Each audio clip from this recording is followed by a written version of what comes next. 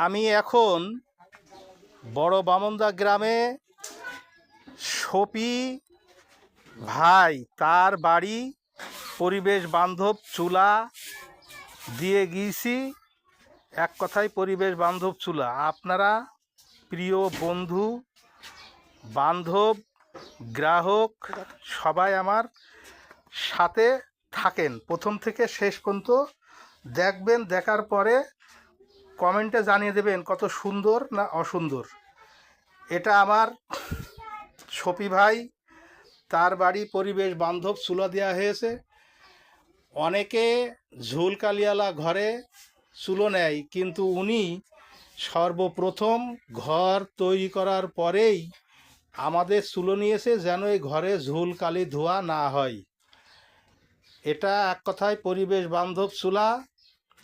এই চুলা খড়ি কম লাগে। এই দেখেন চুলা, এটা ডাবল চুলা, এক খড়িতেই দুই চুলোই রান্না হয়। এটা একটা পাইপ দিয়ে ধোয়া বের হয়ে যায়। এই দেখেন এই ঘরটা যত সুন্দর আছে সুন্দরই থেকে যাবে, তবে ইনাদেরকে পরিচর্যা করতে হবে। পরিচর্যা করলেই ঘরে ঝুল কালি ধোয়া হবে না।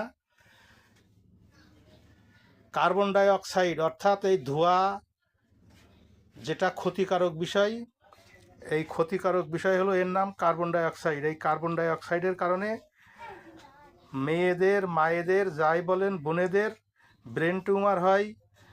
ধোঁয়াজনিত যেমন চোখে ছানি পড়া ইত্যাদি ধোঁয়াজনিত রোগ হয়। এই রোগ যেন না হয়, আমার এই শফি ভাই অতি সাধারণ একজন গরিব মানুষ, উনি ভ্যান চালিয়ে খায়। ওনার বাসায় আমরা এই চুলো দিয়ে গেলাম খড়ি কম লাগার উদ্দেশ্য করে। তাড়াতাড়ি রান্না হবে এবং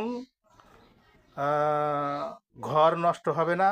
ভবিষ্যতে এই ঘর যদি আবার নষ্ট হয়ে যায়, নষ্ট হওয়ার ঠিক করতে হলে অনেক টাকা খরচের প্রয়োজন, যে কারণে আমরা এই মানবিক কাজটা করে আসছি।